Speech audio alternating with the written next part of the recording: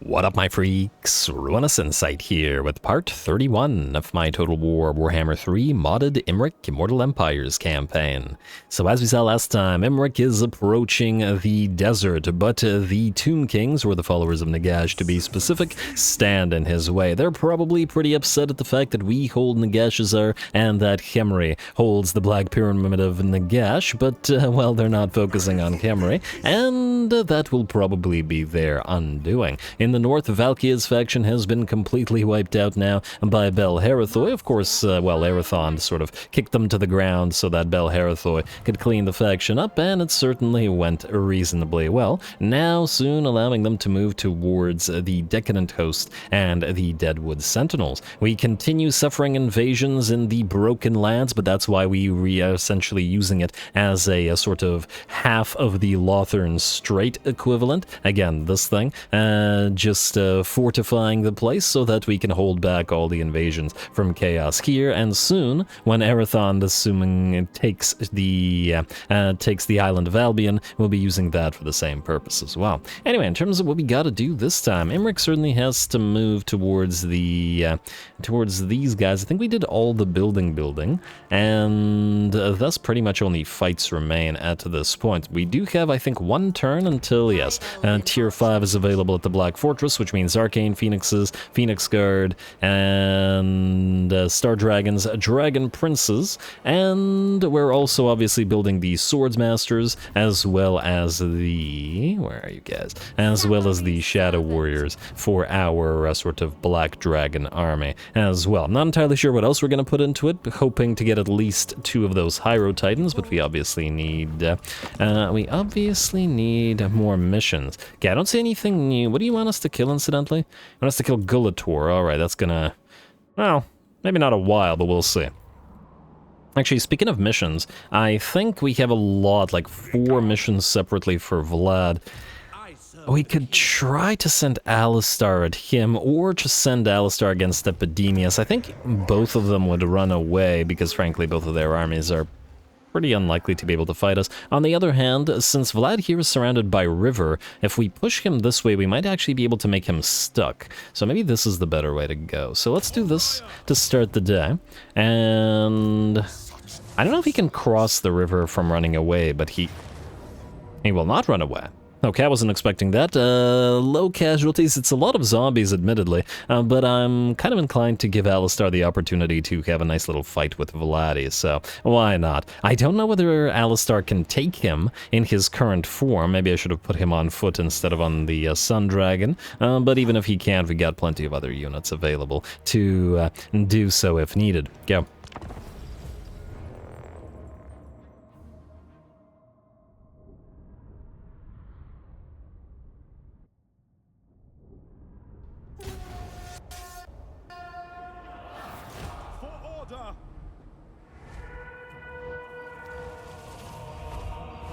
Alright, here we go. I know it's weird seeing Alistar on the Sun Dragon. Eventually he'll have a well, Vlad doesn't like him on the Sun Dragon either, using the gaze of Nagash on him from outside those trees. Kind of impressive that the projectile didn't smash into the trees, now that I think about it. But anyway, on the bright side, at least the Sun Dragon sort of matches the sunrise thing we've got going on, or sunset, whatever. And it looks like Vlad is still upsetty, as he's going to use the Storm of Night and do a fairly decent bit of damage to Alistar, who's down by about 10% of his HP. He does have a healing potion, but he doesn't have regeneration like Imrik or Arathon, so we do have to watch out for it.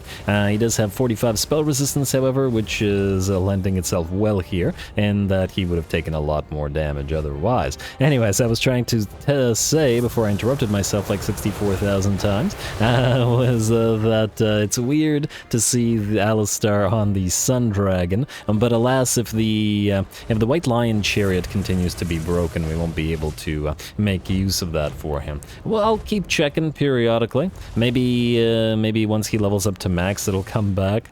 I don't know. Not entirely sure why. It's not available, or it's broken, or whatever. But oh well, for now at least, this means we can annoy the enemy army with a nice dragon breath into those Black Knights, and it looks like that's sufficiently annoyed them to actually start moving towards us, which is great. We are now awaiting the enemy, and we have this nice hill where we can sort of hold back the tide of zombies and Graveguard, while with the White Lions, while the War Lions and War Lion Chariots, or Lion Chariots, whatever, will hit the enemy in the back once we're ready. Since the enemy doesn't have any range units, we're not super concerned about being mobile with our regular White Lions and can just await the enemy's arrival. Alright, here we go. We're going to start the day off with moving our Noble into the Black Knights and hitting them with Rahagra's Pride at the same time. Rahagra's Pride uses their anti-leadership ability, which should be pretty good against the Vampire Counts units, as they will rapidly begin to disintegrate. Looks like another Storm of Night hits Alistar, who will be landing and going after Vlad, who attempted to breach our lines and kind of is in the midst of the fight. Now, Vlad is kind of an interesting hero in the sense of how he works. He doesn't hit particularly hard. Well, 761, fairly decent, but compared to other fighty lords, it really doesn't hit all that hard. However, Vlad can outlast almost all lords in the game. Not all of them. He wouldn't be able to outlast somebody like Kugath just because of the sheer amount of HP that he has, but he can duel on par with a lot of lords by virtue of the sheer amount of healing and regeneration he gets. So we'll see how Alistar fares against him, though the armor sundering I'm sure is coming in reasonably handy here. Anyway, the battle is now joined. Our Warline Chariots are moving through and attacking isolated units, especially those not protected by Graveguard. And we'll use them to hit the enemy in the back. They probably don't appreciate having to go uphill like this. And pissing off the War Lions is also probably not something us necessarily want. But anyway, there we go, charging right into the back of those Graveguard and Skeletal Warriors. And White Lions have nearly destroyed this unit of Graveguard. Very nice. A little bit of help from our units. Back here, Vlad is in pretty bad shape now, but look at this is going to be pretty interesting. So, Vlad is crumbling and is down to about 30% of his HP. We're using the healing potion, and Vlad is at the same time using his own potion of toughness. Pay attention to his HP while our White Lion units move away. He's just recovered from 30% to 50%, and he's still going. He doesn't recover forever, obviously, because he will eventually reach a healing cap, but he's almost back to 70% HP, and that's most definitely going to be dangerous to Alistar. So we're gonna send the White Lions back in to dish out that additional damage to him. Anyway, oh, you gotta love those great axes ripping into those zombies. Sometimes there's just something very, I don't know, not cathartic, but just very pleasant when watching a unit like Executioners or Swordsmasters or White Lions, anything elite, just cut through droves of zombies. They may be basic troops, but they're always very fun as a foe. And I do love my vampire counts.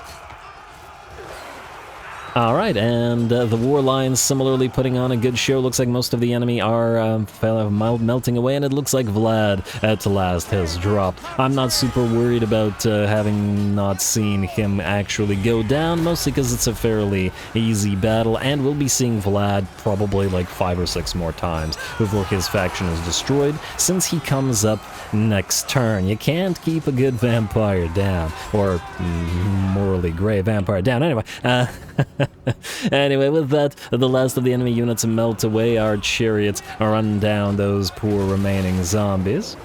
Though it looked like the White Lions did probably outdamage the chariots and the War Lions just through the sheer amount of zombies, or the number of zombies that they were able to hack through. Probably a single blow with a great axe would fell a zombie, and so they probably racked up a heck of a kill count. Let's find out.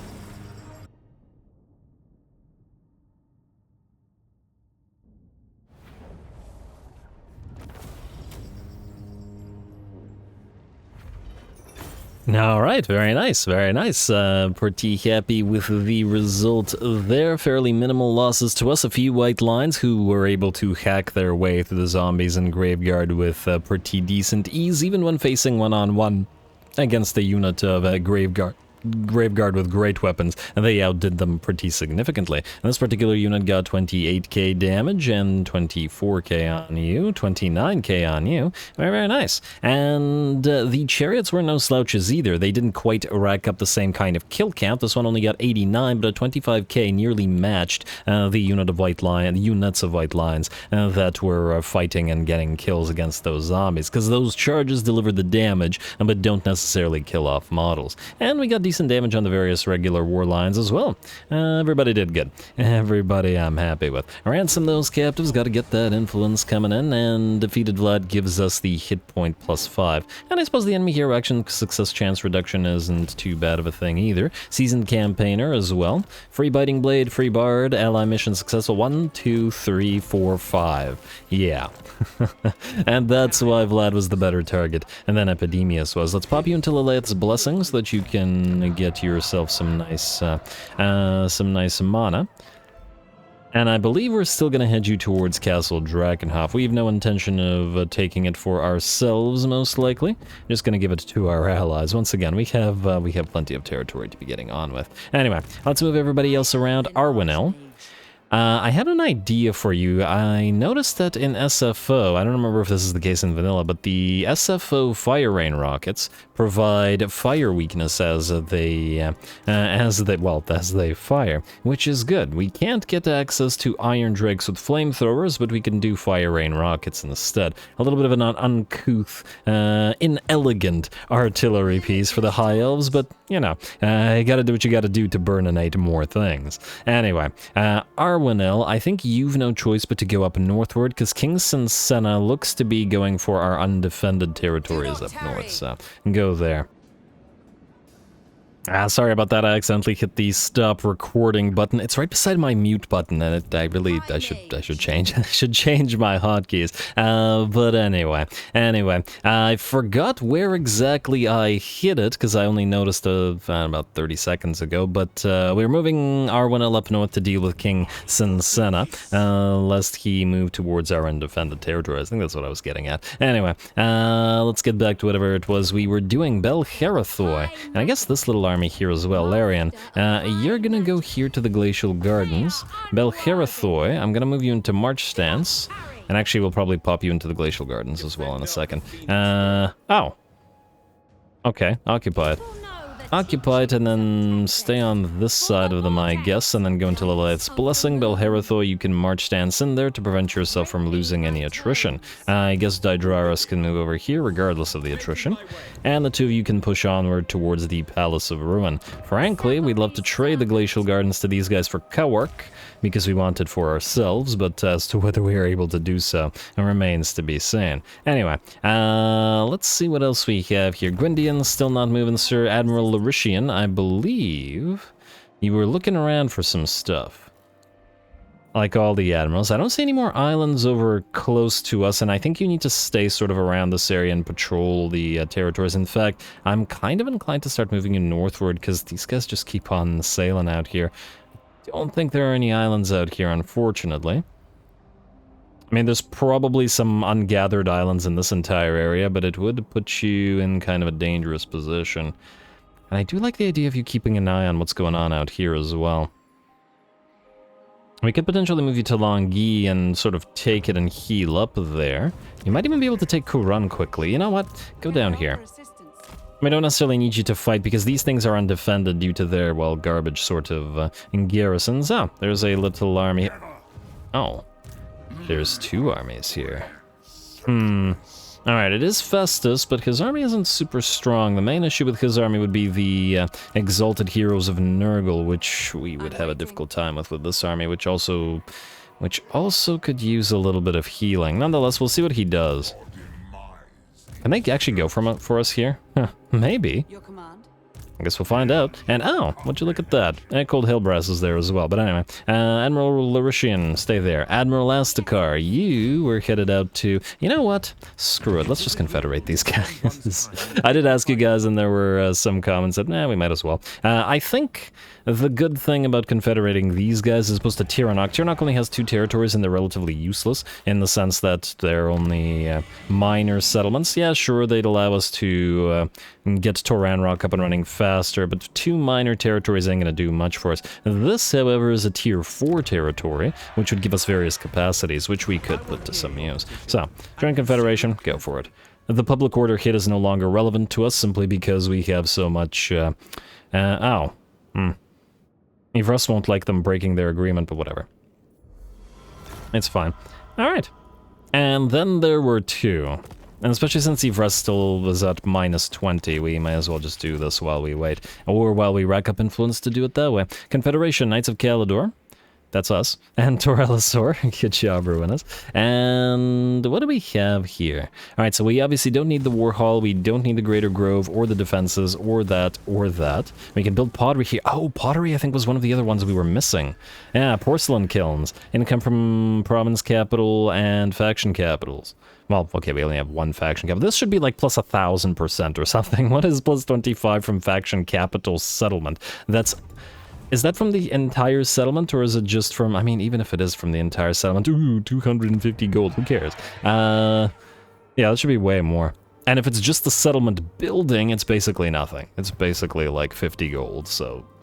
Anyway, we'll delete those. We'll build the spices here. Do we want to maybe keep the Thilmar Smith and stuff for capacity? We'd still probably want to build the noble building here.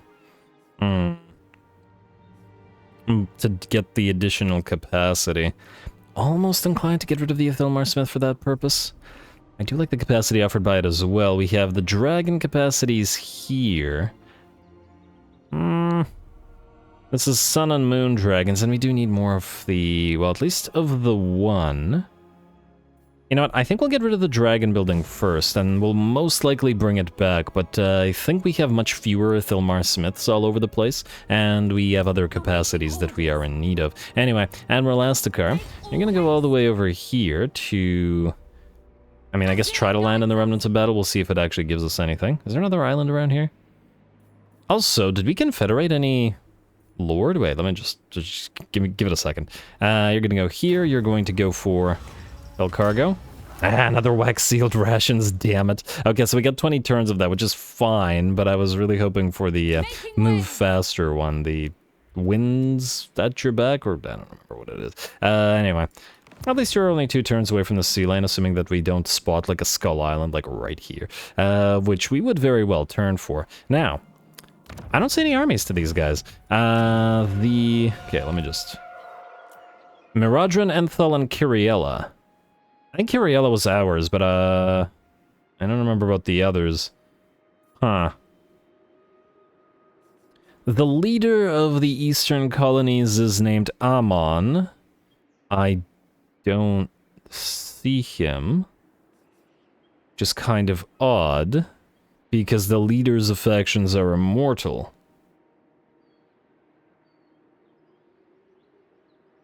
Odd. Pretty sure he's a prince. Prince? Oh, there he is. Halen Hardy. We're gonna get him on the field just for a second. I want to see if he has any items. Aha! Crown of Authority. Ruby, Guardian Phoenix. Guardian Phoenix, hello. Ward save flame resistance for allies. Yes, please. That'll go in nicely in our fire army.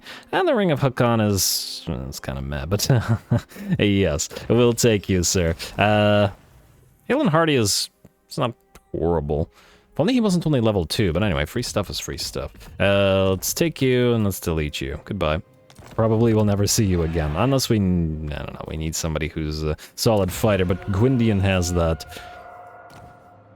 locked up. Now I'm just wondering, are any of these other guys...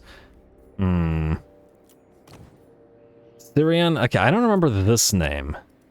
Try you. Do you have any items on you? You do not. Okay. So what I'm doing right now is I'm checking if these are any guys that got recruited with the... do you as well. That got recruited with the Confederation, because there's no easy way to tell who's holding items from the Confederated. Frankly, they should install a thing where anybody who gets Confederated automatically loses all their items, and all their items are just distributed into your sort of item treasury inventory, whatever, because it's really an annoying aspect. Oh man, we have so many mages, and I don't know whether some of them are... I want to summon them one by one. Oh, resistance is quite nice. Are you one of ours? I have to check some of these out at some point. Maybe I'll just go through them between the episodes. Oh, there's a few that are also coming in. Okay, we'll just give it some time. There may very well be more items. Anyway, let's get back to whatever it was we were doing. Gwyndian, you're not moving. Rodar, you're gonna move with Imrik because we have a job for you. Just give it a minute. Architect Enna, you already moved. Tyrion, you are gonna grab this island and then keep moving southward, or northward. Explore the island, and obviously to resolve this, we can also pop that Banner of Eternal Flame to... I don't know, maybe the Gate Guard. Or maybe the Noble. Or maybe Tyrion himself. Make him deal more damage. Why not? Auto resolve. And we'll ransom those captives as we usually do. Anything good? Just the money? I mean, we still need money, so... Not horrible. You're gonna go this way. Floppy Crookshank won't be able to reach you. And you're going this way as well. Now, the capacities that we got, one of them was a mage building, was it not? So we should have another mage available for Teclis. Good. Now... what we need for Teclis is another mage with the flammable trait. And any kind of spell, essentially, that would be really nice for Teclis. You're a Heavens mage, and generally speaking, I do like Visen's Wild form. However, we already have it on the Lore Masters. Is there any other spell that would be good for us? Just potentially. Mostly a buff spell that I'm looking for. We do have Shield of Thorns and a Mage of Life, but no flammable Mage of Life. Mage of Light would give us Faw's Protection, and there is a flammable one, but wait, don't these guys have Faw's Protection as well? No, they don't. They have Shem's Burning Gaze. I could do Faw's Protection. Wait, what does Teclis have? He has Net of Amantok. But is it worth it to do that just for Faw's Protection? Kinda meh. Lure of Metal does not have a flammable one. Who does have a flammable one? We have a Death Mage who does not... oh, who does have a flammable one. We could go Soul Blight from you. Fate of Beuna's probably not super necessary, but... I mean, basically Soul Blight would be the only thing that we'd be using with you. Maybe Spirit Leech, but Spirit Leech is already spammable by the Lore Masters, so there isn't a crazy amount of need for them. We could double up on the Heavens Lore to keep Curse of the Midnight Wind up constantly, which would be hilariously effective, but the other spells aren't crazily needed, especially since Harmonic Convergence, which is the spammable spell, would be... well, we also don't have a flammable one. Okay, I gotta double check again. This is important, guys. It's important, damn it. I wish these guys didn't cost influence, but Teclis wants 2 mages, because they reduce his cooldowns. Frankly, they probably won't be casting a lot, but if you're gonna cast occasionally. What do we have here? Builder Fortuitous. Is there anything here that would also help Phoenixes? I don't think so.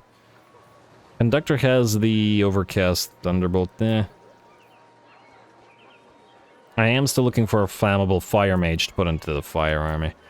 It's looking like we gotta go either Death or Beasts. But the best spell of Beasts is... well, I mean, they do give us Pan's Impenetrable Pelt and Curse of Anric here as well.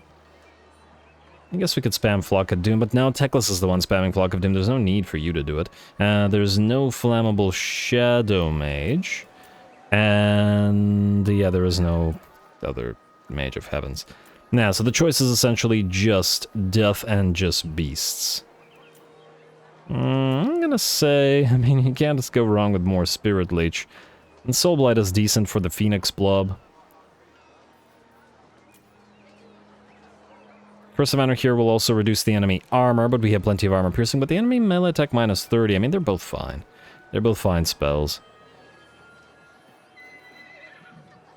And we are going to get Death Mages in the other army. Yeah, you know what? Maybe there's a little bit less overlap with the Beast Mage. Maybe. I'm not entirely sure. It doesn't really matter. Let's do you.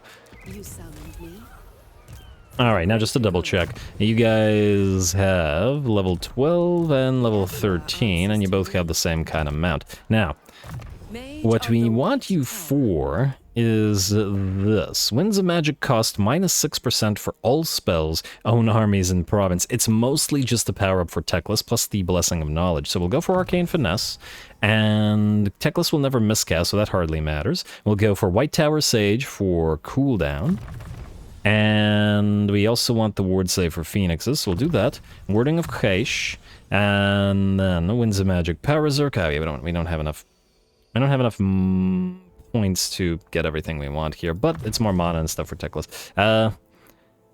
Magic cost. I'm mostly wondering whether we can make Teclis' spells free.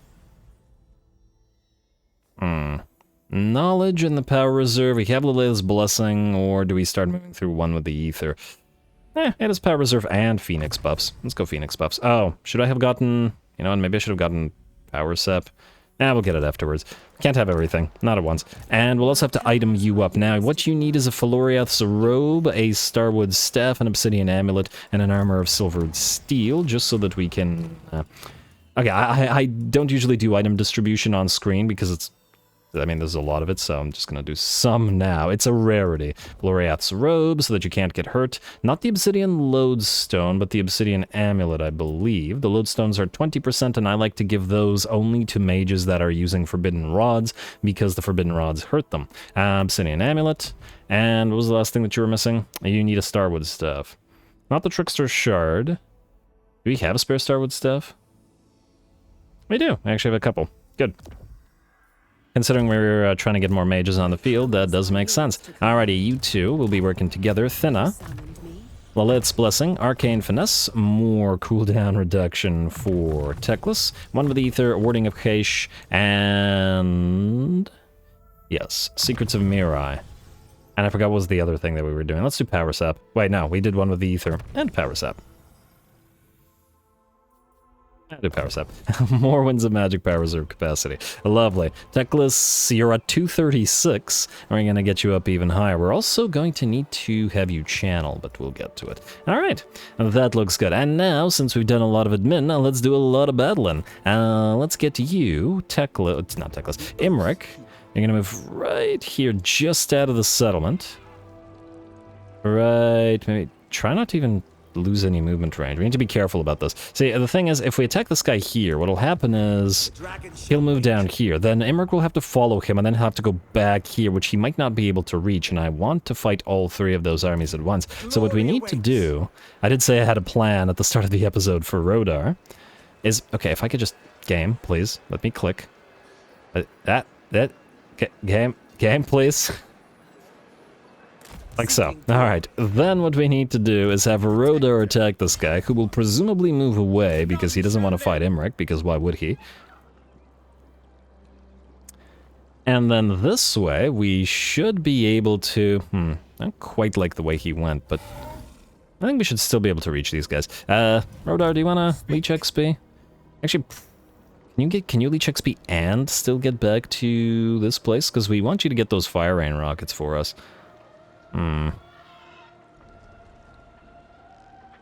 Wait, do we actually care about you? Let me just see here. First of all, get Merchant Lord to buff us up. Ill-prepared. No, we don't care about you. You're just a ferry, so it doesn't matter. You're just gonna ferry troops to wherever. Alright, so you don't even need to leech XP. There's nothing else here that would... Well, Elven Scholar, but you're probably not gonna get enough XP for it anyway. Well, maybe. You know what? Maybe. Give it a try. Bonded Service. Bonded Service. Go here. Like so. Imrik. Okay, you better not be in Imrik's way, though. That doesn't look like it. Imrik, you're going to strike at this. We're not going to bother leveling, because it's one single army. We will still play the fight to reduce casualties, because we've got a 3-stack with much more elite units to face off against right after this. So, Imrik, start.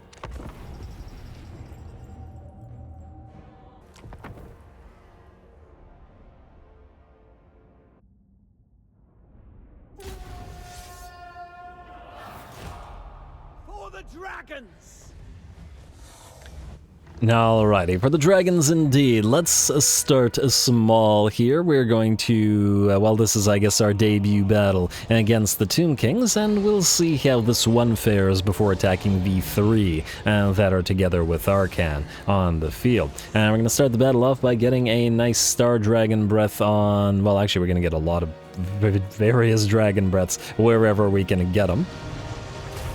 There we go. There's Dragon Breath 1, there's Dragon Breath 2, 3, and another one coming in a second. And Imrik in particular is going to target the enemy lord with Meneathnir's Dragon Breath. And the enemy lord is bathed in dragon fire. You thought the heat of the desert was hot. Well, a single Star Dragon Breath brings you down from full HP to barely a sliver. He almost got one shot. That is... well, that's not so good for him. And the other Star Dragon Breath took about nearly half HP from a unit of Crypt Horrors, which is pretty solid. Anyway, Imrik lands and the enemy lord will melt away, taken out by a tail swipe from Meneathnir. And the enemy army is already in horrible shape and the dragons haven't even landed as yet, nor have our fast movers arrived, though they are now approaching.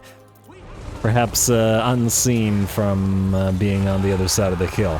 While the enemy can see them now, and they probably don't like the fire that they wield, as the Tomb King units and generally undead units are weak to fire damage. So they're gonna have a bad time here. And the dragons have landed, these three working together once again. There's this little root effect. I know Brew War, the Life Dragon, has a mini Mortis Engine effect. Might be a leftover from Earthshake. Oh no, that's just Shield of Thorns. Okay, I was wondering what that was. Unusual seeing it on a larger target like a dragon.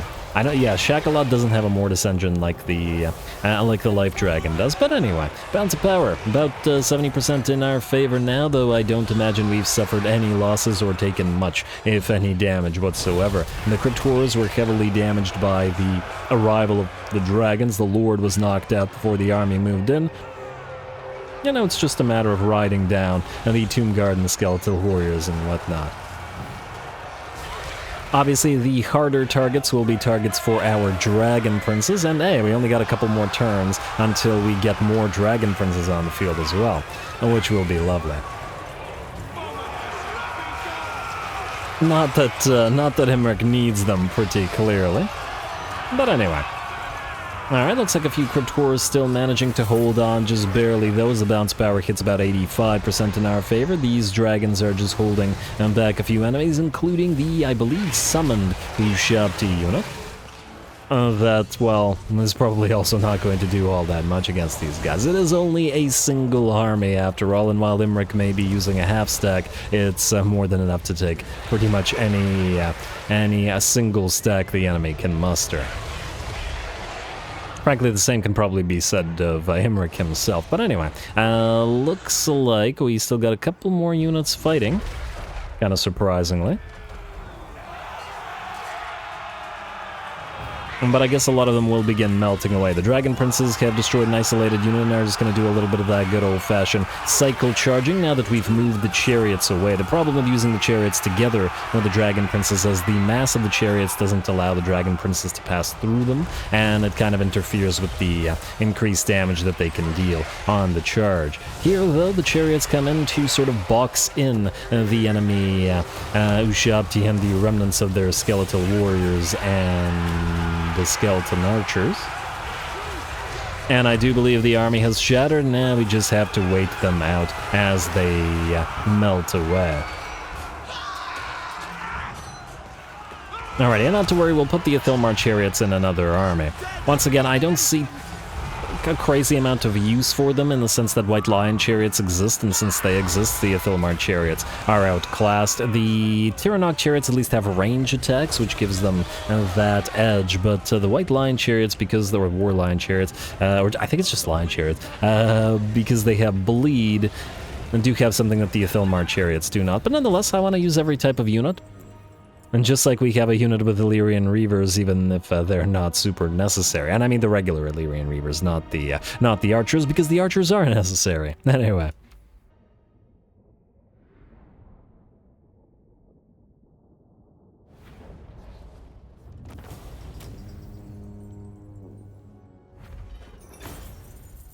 All right, there we go. That Star Dragon breath, though, that was pretty darn fantastic. I can only imagine the bewilderment of an ancient Tomb King who's probably pretty secure in his invincibility, just getting absolutely destroyed, almost one shot by that thing. Must be pretty humbling. And well, everyone should humble themselves before Caledor. But anyway.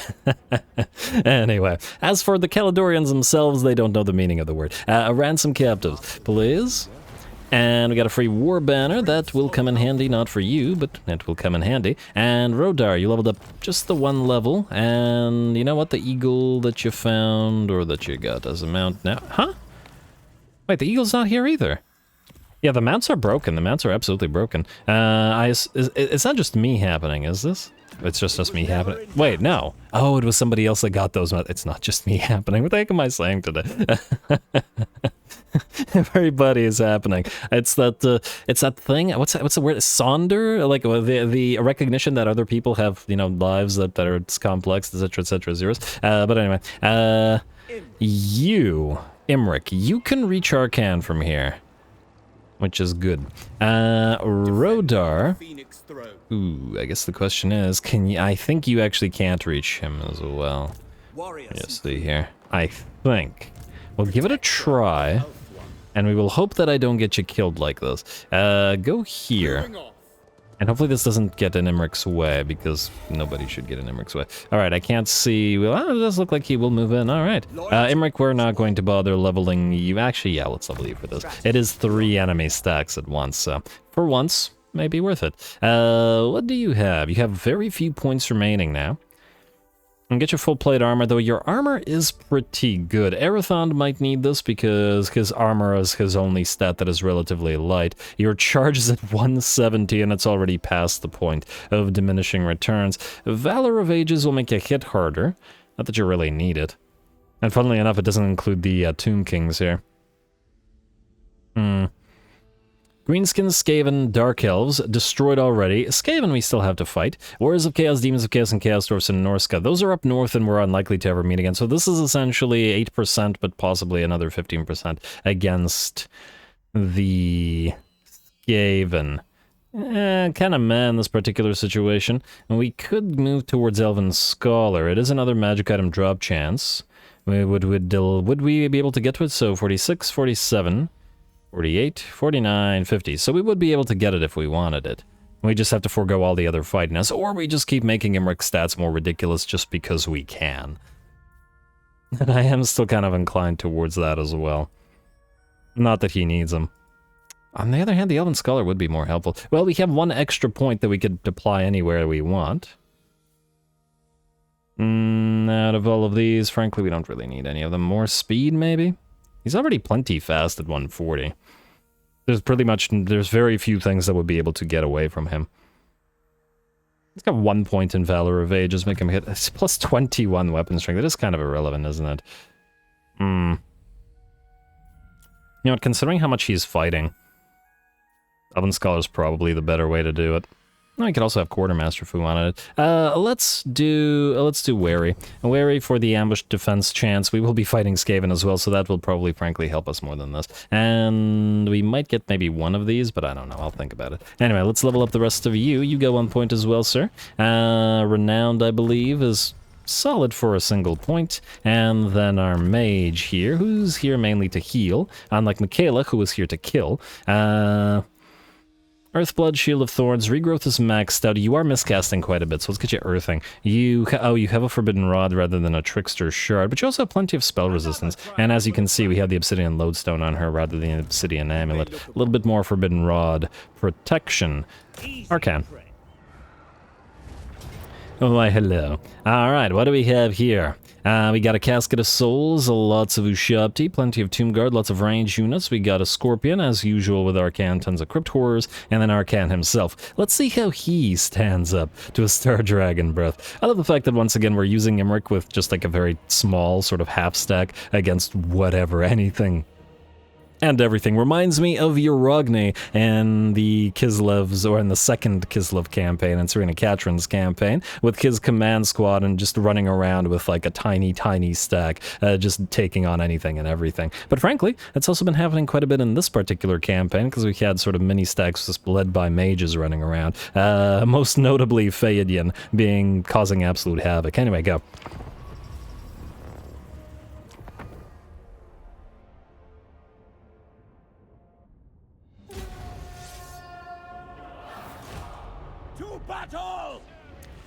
Alrighty, to battle indeed, and it looks like it's a choke point battle. Does that matter to us at all? Probably not. The enemy might have a little bit longer to fire with his Ushabti with great bow and whatnot, but frankly they're all firing at Imrik, and that's just not a viable strategy. Imrik has 20% physical resistance, 65% ward resistance, and 30% missile, so he's maxed out in terms of missile resistance, and on top of that has 70% fire if the enemy should use fire, and 55% spell, so really nothing here is going to be hurting him, and anything that does hit him, he'll simply regenerate through. You know what the enemy won't regenerate through, however? A Dragon Breath from Menaethnier, heedless of the arrows of those Ushabti with great bow. He's going to fire away at Arcan, and just sort of floating there on his floating chariot is not the best place to be, as similar to the other Tomb King Lord, Menaethnier brings Arcan down to a tiny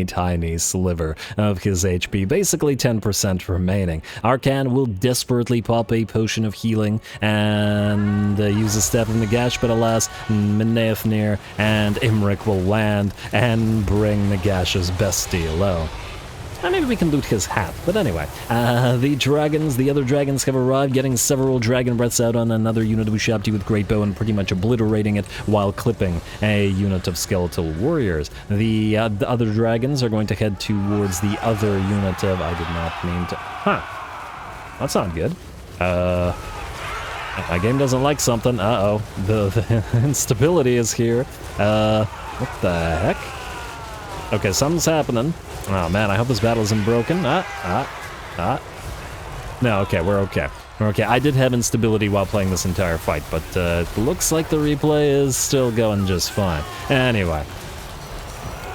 Obviously, our Dragon Princes have charged in, but the massive pile of enemy Crypt Horrors are holding them back, using their mass to do so. Not a bad move. However, we do use the Shield of Thorns and Stand Your Ground on the Dragon Princes, which gives them 109 melee defense, even if you discount the melee damage reflection and missile resistance they have. While the Shield of Thorns is up, the Dragon Princes are probably not really threatened by anything here. And honestly, even if it wasn't up, they probably wouldn't be all that threatened by anything here anyway, at least while this army remains alone. That said, the reinforcements are here in 2 seconds and 0 seconds, and... okay. And jumped the wrong way with the camera. And soon there will be plenty more Tomb Kings to take care of. Probably a little bit demoralizing to know Arcan was almost one shot. I wonder if we can increase the damage of that thing in any way. If we could pop like an Arcane on Forging before... Oh, we have Rings of... Wait, does the Ring of Corin actually cast the debuffs or just to do the damage? Wait a minute. Give me a second here. Ring of Corin, and no, it looks like it's just damage. I think I used it on something, but I don't remember what. Do we have it on anybody here? Because Arcane on Forging, I believe, does a bunch of debuffs at the same time, and perhaps with sufficient debuffs, the Dragon Breath would not have been resistant. Then it would have just insta-killed Arcane. Does it matter? Not really, because Imrik probably could have landed, well, did land, anyway. But anyway. Well, it looks like the Dragon Princes can take care of what's left of the enemy there, while the 3 dragons are moving towards this enemy army. Why this enemy army? The enemy has brought with it a Casket of Souls, and we certainly don't want it firing away on our Dragon Princes, because unlike most of this stuff, the Casket will very much be a threat. Not for long, however, as Imrath the Eternal has a Star Dragon Breath, and down goes that Casket. I guess it's a day for basically one-shotting things. Beautiful. Well, with the Casket out, just basic skeletons remain. Well, not just basic skeletons, but a lot of basic skeletons remain. The bats attempt to swarm the dragons, but that was never going to go well at all. And most of them drop out of the sky, probably stray shots coming in from these skeleton archers as well. Imrik comes down and gets that Star Dragon Breath on the enemy lord, who similarly drops down to a sliver of HP. Imrik will land as the lord will attempt to get away, but the dragon will bound forward and bring that chariot down. There we go. Oh, wow. It looked like it just kind of knocked into it, like when a car just sort of smashes into another car from the side there. Very nice. This just feels like bullying at this point, at the very least of the enemy lords. The first army, Arkan's army, however, is impressively still fighting, holding back that tide of dragon princes. It looks like the choke point is working at least to some degree in the enemy's favor after all. Either way, we're going to leave the dragons to their own devices while Imrik goes to hunt yet another lord. And I'm sure we know exactly what he'll do once he finds him. Or Menaethnir will, anyway. Ooh, Shaptik have joined the Crypt Horrors, but it looks like this unit will melt away. That said, the enemy reinforcements are arriving. At the very least, the enemy fast movers in the form of the Dire Doggos and the Nehekara Horsemen. These are actually skeleton horsemen, but anyway. In the meantime, it looks like Imrik has found the enemy lord. Alas, our Dragon Breath is still on cooldown, so we didn't get a chance to use it again, but not to worry. Imrik does get mobbed by a pile of units, but uses the Shooting Star to cast a Chain Lightning above him. The lightning probably not a threat to Menaethnir, as it bounds forward and starts chasing down King Nebuset here, who really wants to get the heck out of there. I think this is actually Imrik pushing the enemy lord forward, because the dragon is much faster than the horses. Deceptively fast on the ground. And anyway, there we go. The enemy lord gets stuck on the dragon princes, and that's not a place you want to be. One more hit, I believe, and the enemy lord will go down. There we go. The horse didn't even know what happened. It looked like a delayed reaction. The lord was just gone. Alright, a beautiful work with the Lord assassinating there from Imrik, and a little bit more damage coming in from his piercing bolts of burning. Out here, the dragons are still doing their own thing and have pretty much destroyed all the enemy range units, which were on the field from the second reinforcing army, and stuck around to actually try to damage the dragons, while all the infantry proceeded to choke up the choke point. Decent strategy perhaps, but it, didn't quite work out. Anyway, a few more kills for the dragons, but more and more infantry are arriving from the third reinforcing army, and damn if the dragon princes aren't going to get a ton of kills for this particular fight. Unfortunately, they're not getting too much mileage out of their cycle charging capabilities, and frankly, neither are the chariots, but it hardly matters in this particular situation, as we have our life mage to Shield of Thorns and life bloom them and earthblood them and regrow them if it's needed, though frankly it hasn't been all that needed thus far. The occasional cast and the passive is sufficient to keep everybody, at the very least the dragon princes, healed up, because their stats are pretty bonkers. Alright.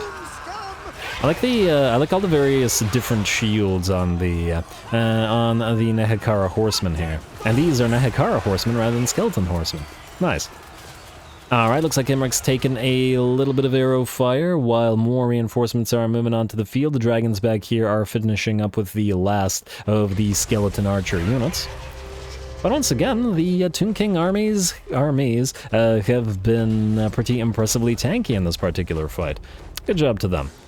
They're certainly lasting a lot longer than many other armies have. I guess just to compare to my own Katep campaign, because of the enemy's sheer numbers here and their constant losses, they were able to activate all three uses of the Realm of Souls, which has been such a difficult thing to do in the Katep campaign.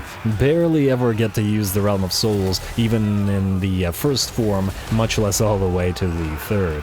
Nonetheless, it looks like most of the enemy units are now pretty much cleared out. At least around the choke point. There's a couple more range units firing away at us, but we can simply send the three dragons to deal with them. They'll be together for just a little while longer. I'm still thinking we keep Imrath, the most powerful of the dragons, other than Menaethnir, together with Imrik. and have it lead a couple of Star Dragons in Imrik's army. But the other two, Shakalot and Lamoureux, will be getting their own, or Lamoureux be getting their own army. And relatively soon. The Shadow Warriors, together with the, well, Tomb King units, I guess, for our Black Dragon are nearly complete after all. Anyway.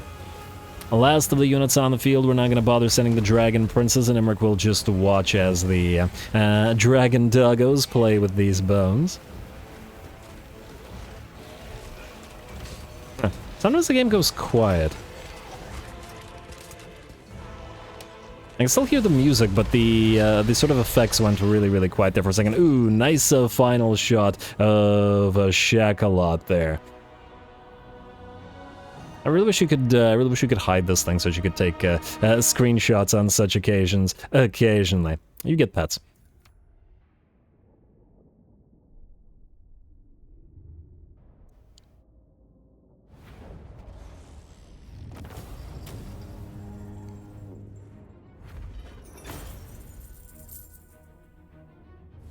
Alright, there we go. That, well, it went pretty well. 0 losses and minimal, if any, damage, as it was all healed up by our Life Mage for the damage that we actually did take. Imrik won the day with 661 kills and 126,000 damage, which is pretty solid. The Shooting Star Chain Lightning is adding a little bit of that additional damage to him, as well as his own piercing bolts of burning fiery effect. Otherwise, not a problem at all. And the dragons got to have some fun. The Dragon Princes got to have some fun. And, well, 15k damage on the Thilmar chariots, considering they were acting as a backup to the chariots.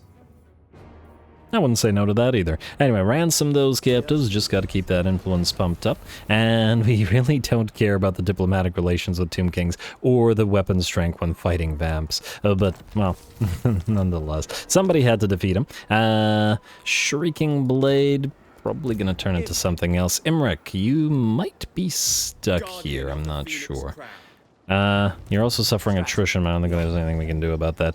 Well, I guess you gotta cross the river eventually, and oh man.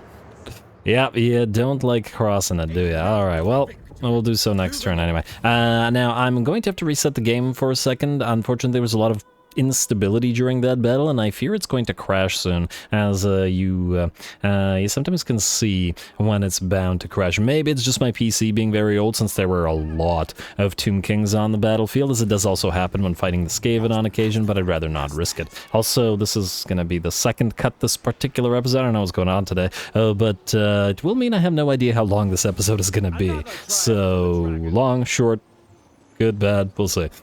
One sec.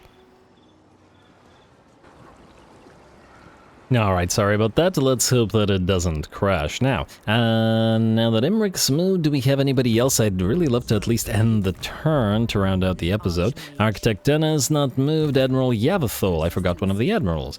I guess you could head out to sea, or we could have you chase down Svatril the Blackhearted. We're still holding on to Zvorak. I mean, originally we were going to send you out to sea anyway. You could just sort of pass through the territories of the parts of Sartosa, but then you might get ambushed or something. You were meant for the sea, and to sea ye shall go. All right, let's hope you find some islands down here. Oh right, there was that Skull Reef. I was gonna send Imrik towards it, but frankly, he's busy. And I mean, I suppose we could sail out of Zandri, but this is gonna at least take 2 turns of his, and I'd rather not waste his time. His time is pretty precious. Anyway, that's Admiral Yavathol. Who's up next? Teclis's moved. Apprentice Muriel, you're waiting, and I actually think we are good to go this turn. Now, we do need the money, but we do want to double check whether there's any other recruitment we need to do. For example, here with Recruiter Zamdilla, we wanted 2 more Moon Dragons for the Frost Army. Yeah, they don't slow stuff down, but the Frost Dragon is a Moon Dragon. And I think we wanted 1 more regular Star Dragon, Sun Dragon, for the Fire Army as well. So you can get started on those. A little bit on the expensive side, but, well, you gotta spend dragons to make dragons? No. How did they make dragons? Anyway, where are we going? Yeah, Yeah, you have Gordonar and then Solaire, and then I was going to do one more dragon. It's about time we get some damn dragons. Garrison Lord not moved on science skill points, building upgrades, outpost upgrade with who? Oh, right, you guys. You know what? I think rather than using Rodar, we're going to use him to leech instead, because he's at rank 9 now, and I'd rather max out Elven Scholar. More of that research rate, because clearly, the tech thieves that we have are not anywhere like enough. The Elven tech is just too slow. We need more mages, we don't have mage capacity, so the only other way to do it is to get lords that leech enough XP to get Elven Scholar. So, we'll recruit one of these guys instead. I think I remember Sephirodrin, and this is a different Sephirodrin. I wish they didn't all share names. I wish that the name generator worked in such a way that once a name was used for a faction, that name would no longer be used, but I guess we'd quickly run out of names. Alright, let's just do one of you. Doesn't really matter. Start with Kalana. Why Kalana? Just because saw her first. You have a Herald of Mathlan. Nope. And yeah, we're going to use you to recruit from the Cathians, the western provinces. Hopefully the rats don't instantly kill you. You are going to... Okay, not the western provinces, the northern provinces. To recruit a couple of those fire rain rockets with the... You can only recruit one, huh? Well, the other one's at 38, so we should be able to get the second one going fairly soon. In fact, if we have a mission from you, which we do not... Actually, that was the northern provinces. Though, yeah, no target set, unfortunately. Cathians, come on, give us missions. We got stuff to do. Alright, outpost upgrade available. You know, we're going to hold off on you. And a regular outpost available, that's with Tyrannoch, who will be confederated, hopefully shortly. Commandment available. Tower of the Sun in the palm of my hand. Rebuild La Splendor. And we got to build stuff up here. But do collect the income, since it's got a bunch of ports that actually should be fairly decent. Money-making territory. Yeah. Should use it for that purpose. Anyway, and turn. Well, let's see if anything else decides to move towards us anywhere. We've got a lot of sort of happenings up north, so that's where the biggest potential for others attacking us is. Alright, Arcane the Oh, you want peace now, after 4 of your armies were destroyed for randomly moving towards us, eh? Go figure, but no. Oh, I do notice King Meshep is here. We don't actually want Xandri, but we do want the Great Desert of Araby, and we do want the Black Pyramids, so we gotta be careful about Volki. Either way, we're obviously not piecing out with Arcane. Alright. Who else still has to move that's one of our enemies? Broken Axe Barrow Legion? What the heck are you doing? Why would you do this? No. What a waste of everyone's time. And immediately to attack the territory that Arathon took. Even if you had taken that, what was the point of this? Oh, Chant Keldar, gonna attack Bordelot. Well, damn. That's a little bit more annoying. Okay, we're gonna have to move back and retake Bordelot, aren't we? Oh, he's only sacked it. And he's moved close to Arathon. Huh. I think... What is this? I mean, it's a Dark Elf. I mean, we fought Dark Elves so much throughout the campaign, and they're not gonna win. Mostly because the mage will do all the work, which is why we summoned her here. Meh. Just how to resolve it. We've got better battles. Alright, ally mobilizes against enemy Karakadrin. Lorelorn destroyed. Settlement sacked Bordelot. And another Moranian's Wayshard. That's actually kind of interesting. Mission successful Battle Masters, sure. Caledorian Dragon Rouser for Phaedian. No. Phaedian will not have dragons, but these will be used in other places. Herald of Mathlan for Recruiter Fern Harvest, sure. Another Caledorian Dragon Rouser, obviously not for the Architect. Minstrel, sure. Minstrel, sure. Minstrel, sure. Minstrel, sure. Shrine Attendant, +6, damn. Not that we need the... we need the public order anymore. Disciple of the Phoenix, +5 wins of magic power reserve, another Herald of Mathlan, another Minstrel, there's that Moranian's Wayshard, Bane Shield, Sword of Strife, and Skaven Denial for one of the tech thieves. Okay. First, we want to give one of the Disciples of the Phoenix to... Okay, first of all, I'm gonna name you Apprentice Thena. Like so. then you are going to get a Disciple of the Phoenix, because we need more mana power reserve for Teclis. Anybody know what the max is? I feel like there is one, but I could be wrong. Teclis, you are missing one of your lore masters, the lore master, Obermann. Alright, you're gonna take a couple more turns to get here. I mean, what we could do is we could send Teclis to the Mysterious Island, and that's just 2 Mysterious Islands. They would power up his army a little bit, but on the other hand, we could just move him here and have him recruit the Arcane Phoenixes instead, right? Yeah. Let's have him recruit some Arcane Phoenixes. So, what we'll do is pop you apprentices into his army, like so, and like so. And then Teclis, you will move this way. Gonna take you a couple turns to get there anyway.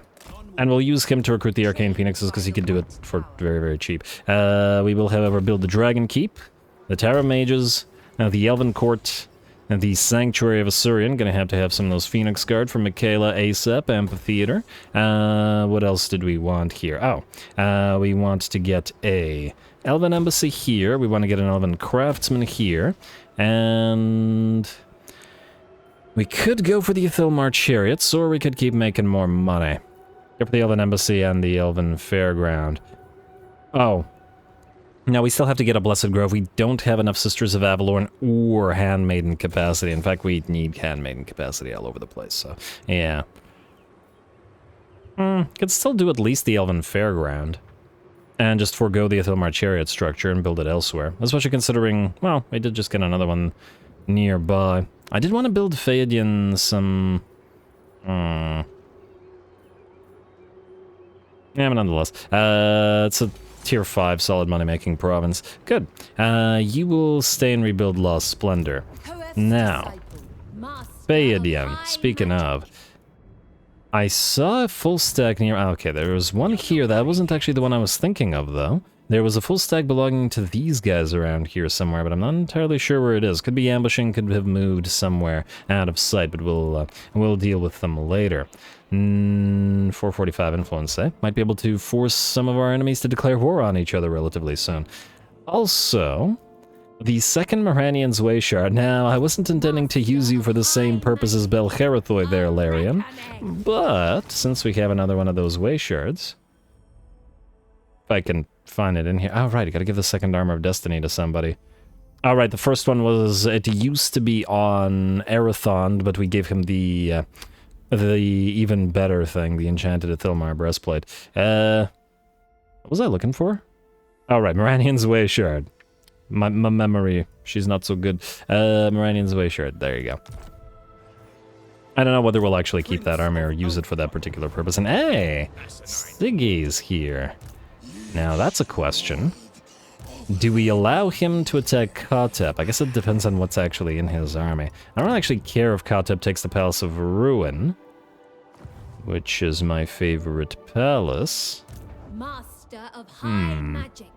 I'll have to think about that one. For now, let's see where Imrik will end up this turn. Can you reach this guy? You can reach and kill King Meshep, though you will be out of movement range if you do. Wait. Could we use Rodar to do this? We could. And if we pop Imrik into March stance, he wouldn't have to cross any more river, which would allow him to possibly cross more after, which I think is probably the way to do it. I don't know why he's moving like this, but, well, hey. Oh, don't you dare take that Skull Island. I swear, King Sinsena. Oh, you. Now I'm not sure whether we should give chase to him or not. So can you go somewhere where you don't suffer attrition? Apparently not. Alright, go this way, or at least start moving this way for now.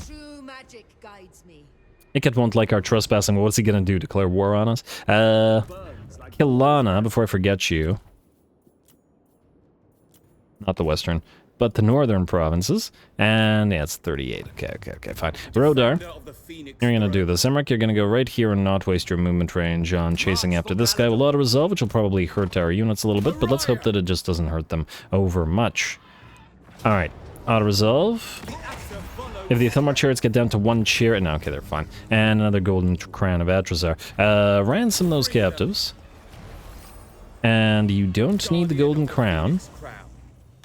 And you did level up to level 10, which means your Elven Scholar is maxed out. Now, out of curiosity, do you keep the Elven Scholar if we delete you? Because we can't leave you here because you get killed next turn, so we have to delete you now, unless we cross here and go to Xandri first. I was going to go down here first, but maybe Xandri's the way to go. Yeah, maybe. That way we could still leech for at least a couple more turns. Although, in theory, we should probably use another guy to leech, but, well, for now, it's not doing anything else. Go here. You try to cross Xandri. I'm gonna hope that this worked. And I'm also gonna hope that they're actually in range of each other, or else we're gonna get screwed over. But anyway, let's just hope he survives. Phaedian? I guess you're gonna have to go this way. You could try to take care of Kazorn. We should be able to actually force them into a field battle with you because you don't have much of your forces remaining. Alright, fine, go this way. Go this way. You know what? Take Jayadress's forces from her, at least until you get White Lions. The concept of Phaedian's army is going to be she's going to have flyers, she's going to have lions, and she's going to have flying lions. Why? Because it's funny. That's pretty much it. I kind of thought of the idea that maybe Phaedian's sort of life magic is so strong. She's kind of like a sort of, you know how the sort of chaos sort of corrupts everything around it and turns it into chaos, spawnifies everything, causes crazy growth and stuff. Phaedian's sort of the same way, except it's her mastery of the allure of life affects life. But rather than sort of twisting it into corrupt forms, it sort of twists it in. It sort of like accelerates evolution, sort of thing, where it creates fantastical but natural forms quicker. At least that's the way I see it, which explains the sort of lions that grew wings. Does that make sense? Shut up. Anyway. Recruiter Fern Harvest. You need to make plenty more of these guys, however. We can have Larithiel and grab them from you for now. And this guy's annoying me, so we're going to go after him. Oh, he'll run. We have 1%. Alright, fine. Go here. Go right beside the mountains, like right here, say. Where ambush chance is high. And then go after him afterwards. Oh man, we dropped below 60,000 gold per turn. That's a bit annoying. And also, how long until we get the next one of these guys? A while. 49, huh? Alright, well, what can you do? More Shadow Warriors, please. Alright, 10 I think should be sufficient, assuming that we get 4 Thilmar Chariots and then a couple Death Mages and then Hyro Titans and Ushabti and whatnot, and of course, the Black Dragon. And now as for Arathond, kind of in a weird position, Such a thing is impossible. You should really go after this guy. I wonder if we could reach them both.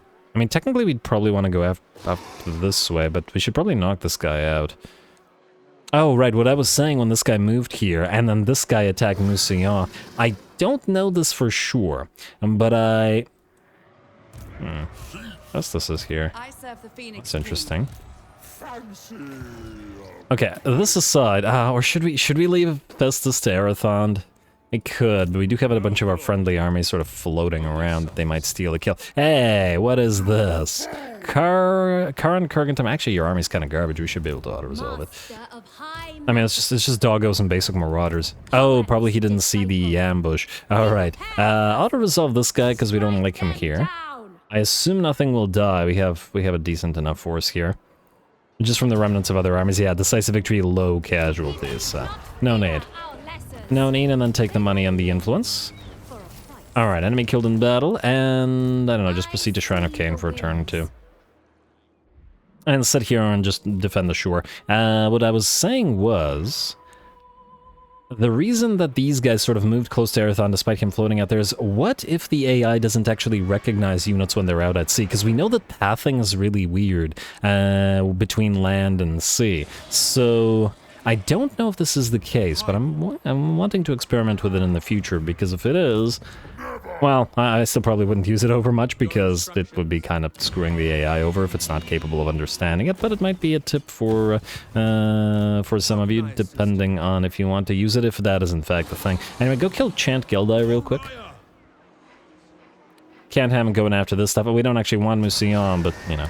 Unresolve. I forgot to check if he had a plague. Let's just hope he doesn't. Ransom those captives, I guess. Talisman of Endurance, enemy killed in battle, and I assume, yeah, we won't be able to reach Ulmer. We could go back out to sea to heal and to avoid the plagues, which I think is probably the way to do it since we don't care about Museo. Hey. I think what we'll also need to do is we need to send somebody to board low real quick. Tyrion, you're kind of approaching it, so you go there. And the reason we need him over there is because, well, Arathon's busy, we can't have him policing it, and I guess we could have Tyrion go after Grom the Paunch. We still need somebody to deal with Massive Orcal, but we also don't want to spread the plagues to ourselves all over the place.